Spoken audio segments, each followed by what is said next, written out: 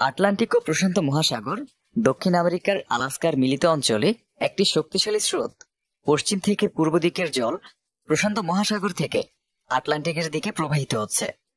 এ দুটি ভিন্ন সমুদ্র হলেও বাস্তবে এদের মধ্যে কোনো সীমানা নেই এবং ধারাবাহিকভাবে পশ্চিম থেকে পূর্ব দিকে প্রবাহিত শক্তিশালী স্রোতের প্রভাবে এদের মধ্যে প্রবাহিত জল পরস্পরের সাথে মিশে যাওয়ার কথা, কিন্তু ঘটছে সম্পূর্ণ ভিন্ন ঘটনা।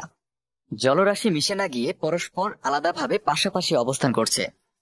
এর চেয়ে মজার ব্যাপার হচ্ছে, দুটি সমুদ্র মিলিত হওয়ার আগে এদের জলের রঙের যে ভিন্নতা থাকে, অর্থাৎ একটি জলরাশি হালকা নীল এবং অন্যটা অনেকটা সবুজ, আবার গাঢ় নীলচের মতো।